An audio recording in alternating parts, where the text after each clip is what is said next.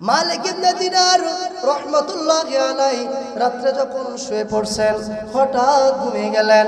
ঘুমের ভিতরে স্বপ্ন দেখতেছেন মক্কা নগরীতে যত মানুষ উপস্থিত হয়েছে সকল মানুষের হজ কবুল হয়ে গেছে, সুবহানাল্লাহ বলেন। তবে একজনের হজ কবুল হয় নাই।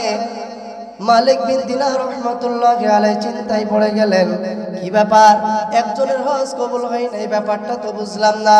মালিক বিন দিনার রাহমাতুল্লাহি আলাইহি একজনের হজ কবুল হয় নাই, কে সে?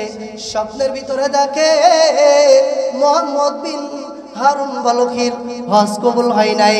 এই হারুন বালুকি কে গো? তালাশের জন্য স্বপ্ন ভেঙে গেছে, সুবে সাদেক উদিত হলো। মালিক বিন দিনার রাহমাতুল্লাহি আলাইহি তালাশের জন্য রওনা দিলেন, কোথায় আছে দেখবার জন্য। মালিক বিন দিনার রাহমাতুল্লাহি আলাইহি বর্তমান যুগে হজ উমরাতে গেলে দেখি সকলে ফ্ল্যাট বাসা ভাড়া নিয়ে থাকে, হজ উমরা পালনের জন্য ফ্ল্যাট বাসা নেই। তৎকালীন যুগে ফ্ল্যাটের তেমন বাসাও ছিল না, বাড়ি বিল্ডিংও ছিল না। তাবু গেড়ে গেড়ে তারা মক্কা নগরীর মরুভূমির ভিতরে তারা তাবু গেড়ে গেড়ে ওখানে অবস্থান করতেন। প্রত্যেকটা দেশের, বাংলাদেশের উদাহরণস্বরূপ বলতেছি, বাংলাদেশ থেকে গেলে বাংলাদেশের তাবু লেখা থাকতো, ইন্ডিয়া থেকে গেলে ইন্ডিয়া লেখা থাকতো, পাকিস্তান থেকে গেলে পাকিস্তান লেখা থাকতো। মালিক বিন দিনার রাহমাতুল্লাহ আলাইহি খুঁজেছে, ওই বলকি রাহমাতুল্লাহি আলাইহির তাবু কই? বলকি রাহমাতুল্লাহি আলাইহির তাবু তালাশ শুরু করলো। হারুন বলকি রাহমাতুল্লাহি আলাইহি তালাশ করতে করতে করতে করতে চলে গেলেন হারুন বলকির তাবুর কাছে। যখন গেছেন, যাওয়ার পরে বাইরে থেকে সালাম দিয়েছেন মালিক বিন দিনার রাহমাতুল্লাহি আলাইহি। মালিক বিন দিনার রাহমাতুল্লাহি আলাইহি সালাম দেওয়ার পর মালিক বিন দিনার সালাম দিয়ে ভিতর থেকে আওয়াজ আসলো, ভাই আপনার ভিতরে কি হারুন বলকি রাহমাতুল্লাহি আলাইহি আছেন নাকি? তাবুর ভিতরে সকল মানুষ অবাক হয়েছে, ব্যাপার কি? কি ব্যাপারে, কি কারণে আপনি এই জায়গায় আসছেন আর আপনার সাথে এই মানুষগুলো আসছে? মালিক বিন দিনার রাহমাতুল্লাহি আলাইহি বলেন, আমাকে তার প্রয়োজন। কই সে তো বড় আল্লাহওয়ালা, বড় বুজুর্গ, তার মতো বুজুর্গ আমাদের এই জায়গায় আর একজনও নাই। কই কোথায় আছে বলো? কই দেখো এই আমাদের তাঁবুতে সে নাই, পাশে একটা গর্ত, তো পাহাড়ের চূড়ায় সে একটা তাঁবু কেড়ে নিয়েছে তার একা মন মতো। কই কেন করেছে? কই এই জায়গায় থাকলে মানুষের সমাগম হবে আর তার ইবাদতে কষ্ট হয়ে যাবে, ইবাদত সে মনোযোগ দিয়ে করতে পারবে না, এই জন্য সে আলাদা চলে গেছে। মুসলমান হাজিরিন, এই দুনিয়ায় আল্লাহ তাআলা যেদিন আমাদের পাঠাইছেন,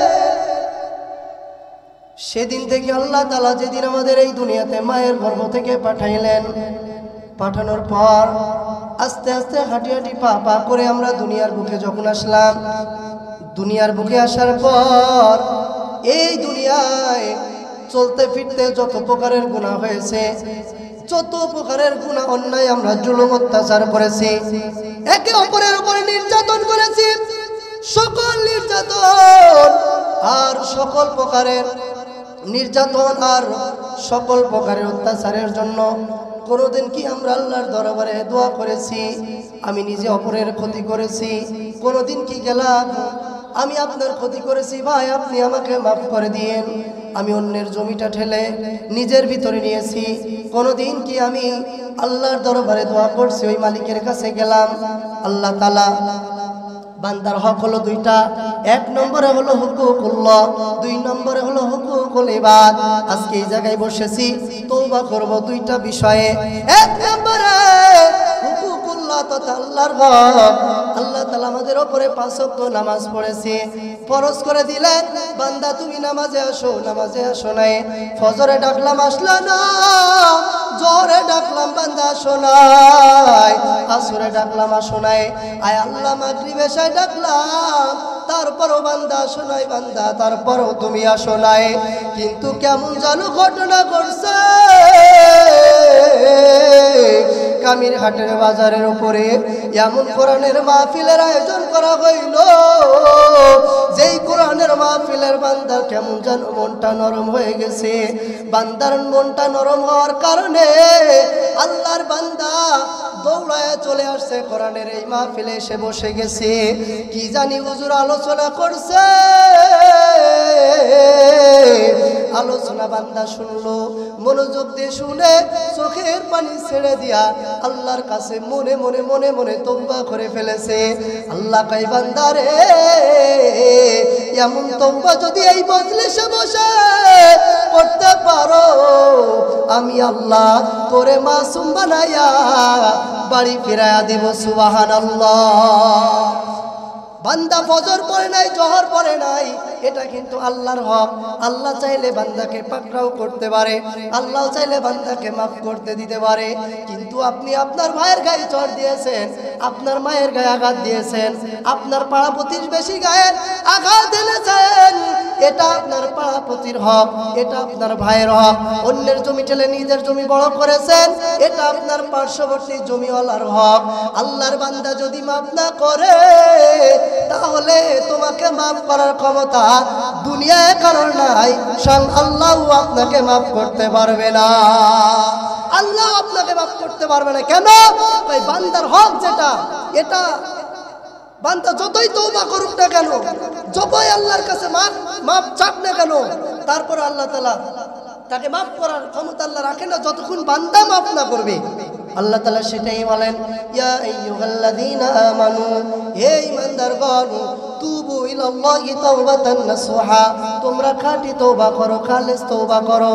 এই তওবা শুধু আল্লাহর দরবারে করবেন। আল্লাহর হকগুলো যেগুলো নষ্ট করেছেন, কিন্তু এলাকার মানুষের হক, নিজের হক, ব্যক্তিগত হক, পারিবারিক হক, পাশের জমিওয়ালা ভাইয়ের হক, অন্যায় করে জমি ভক্ষণ করেছেন, অন্যায় করেছেন, জুলুম করেছেন, এই হকগুলোর জন্য আপনাকে তওবা করতে হবে। অমুকের দরবারে যাও, যার কাছে আপনি জুলুম করেছেন, অত্যাচার করেছেন, তার কাছ থেকে যদি ক্ষমা নিতে পারো, আল্লাহ তাআলা বলে তোমাকে মাফ করে দিব। সুবহানাল্লাহ। মুসলমান হাজিরিন, আল্লাহর নবী বর্ণনা দিয়েছেন, আবু হুরায়রা থেকে হাদিসটি বর্ণিত, বিশ্ব নবীজি বলেন, সামি'তু রাসূলুল্লাহি সাল্লাল্লাহু আলাইহি ওয়াসাল্লাম আল্লাহু লা আস্তাগফিরুল্লাহ ওয়া আতুবু ইলাইহি ফিল ইয়াউম আকতারা 7 মাররা। আল্লাহর নবী, বুখারীর 6307 নম্বর হাদিস। আল্লাহর নবীজি বলে, আবু হুরায়রা রে, আবু হুরায়রা বলতেছে, আমি নবীজিকে বলতে শুনেছি, আল্লাহর নবী প্রতিদিন 70 বারের বেশি ইস্তেগফার করতেন, তওবা করতেন। সুবহানাল্লাহ বলেন। 70 বারেরও বেশি। যেই নবীর জীবনে গুনাহ নাই, সেই নবী 70 বারের বেশি তওবা করতেন আল্লাহর কাছে। আর আমরা এখানে যত মানুষ বসে আছি, সবার তওবা যদি আমরা জমা করি, তারপরেও মনে হয় 70 বারের তওবা হবে না। ঠিক কিনা বলেন? এমনও মানুষ আছে আজ সারাদিন ফজর থেকে শুরু করে এশা পর্যন্ত 5 ওয়াক্ত নামাজ পড়া সৌভাগ্যর কপালে এখন পর্যন্ত হয় নাই। এমনও মানুষ এই জায়গায় নাই, অন্য গ্রামে থাকে। আমার গ্রামের মানুষ নাই, আলহামদুলিল্লাহ, সবাই ভালো। মেহেরবানি করে সবাই একটু আগে আগে আসেন, আর একটু জায়গাটা পূরণ করেন, আর বিরক্ত করবো না, আর একটু জিকির করেন, লা ইলাহা। একটু আগে আসেন, একটু নড়াচড়া করেন। এখন তো শীতের সময় না, যে জায়গাটা গরম হয়ে গেছে, গরমের সময় একটু আগে আসেন, অপরের জন্য একটু জায়গা করে দেন। লা ইলাহা ইল্লাল্লাহ, লা ইলাহা, লা ইলাহা ইল্লাল্লাহ, লা ইলাহা। আসিয়া খেলে প্রেমেরি খেলা, ফেরাউন শুধু দেই যে জ্বালা। আসিয়া খেলে প্রেমেরি খেলা, ফেরাউন শুধু দেই যে জ্বালা। আসিয়া বলে, ও ফিরাউন আমারে আর জ্বালাস না, বলেন লা ইলাহা। জবান খোলা হয় না, লা ইলাহা। হাতে করে হাতের কাম, পায়ে করে পায়ের কাম, মুমিন মুসলমানের জবানে শুধু জপাবে তার মালিকের নাম, বলেন লা ইলাহা, জোরে লা ইলাহা।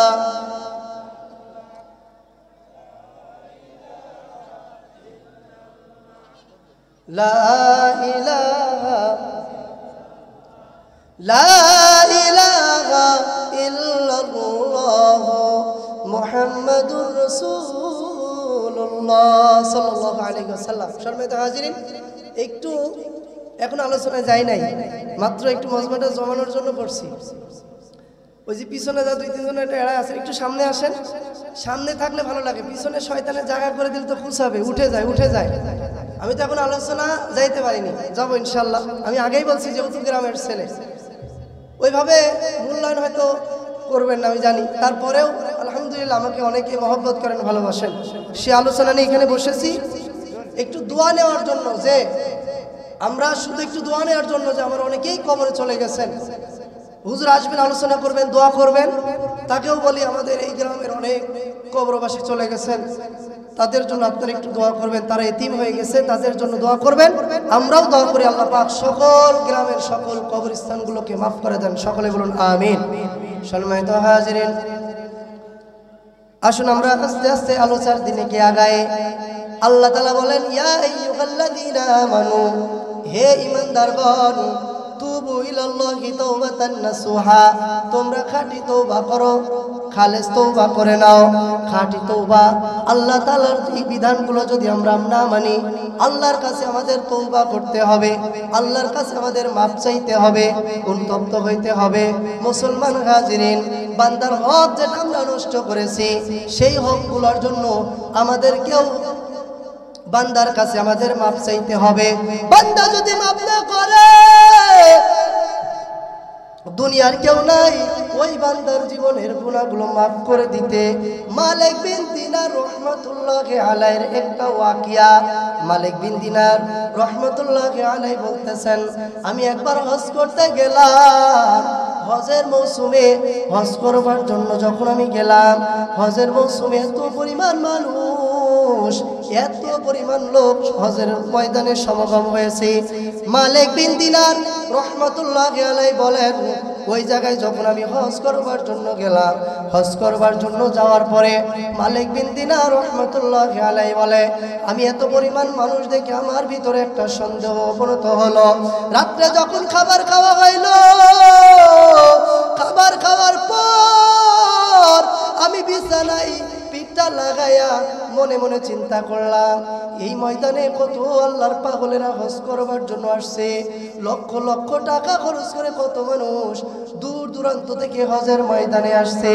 এত পরিমাণ মানুষ এই জায়গায় উপস্থিত হয়েছে, না জানি কার হজ এই জায়গায় কবুল হয়েছে আর কার হজ বুঝি কবুল হয় নাই। মুসলমান হাজিরিন, বান্দার কাছেও মাপ চাইতে হবে, এই তওবা করে নিতে হবে, তার কাছেও মাপ চাইতে হবে। এটা বোঝানোর জন্য এই ওয়াকিয়াটা আপনাদেরকে একটু স্মরণ করায়া দিই। মালিক ইবনে দিনার রহমাতুল্লাহি আলাইহি রাত্রে যখন শুয়ে পড়ছেন, হঠাৎ ঘুমিয়ে গেলেন। ঘুমের ভিতরে স্বপ্ন দেখতেছেন, মক্কা নগরীতে যত মানুষ উপস্থিত হয়েছে সকল মানুষের হজ কবুল হয়ে গেছে, সুবহানাল্লাহ বলেন। তবে একজনের হজ কবুল হয় নাই। মালিক বিন দিনার রহমাতুল্লাহি আলাইহি চিন্তায় পড়ে গেলেন, কি ব্যাপার, একজনের হজ কবুল হয় নাই, ব্যাপারটা তো বুঝলাম না। মালিক বিন দিনার রহমাতুল্লাহি আলাইহি একজনের হজ কবুল হয় নাই, কে সে? স্বপ্নের ভিতরে দেখে মুহাম্মদ বিন হারুন বালুকির হজ কবুল হয় নাই। এই হারুন বালুকি কে গো? তালাশের জন্য স্বপ্ন ভেঙে গেছে, সুবে সাদেক উদিত হলো। মালিক বিন দিনার রহমাতুল্লাহি আলাইহি তালাশের জন্য রওনা দিলেন, কোথায় আছে দেখবার জন্য।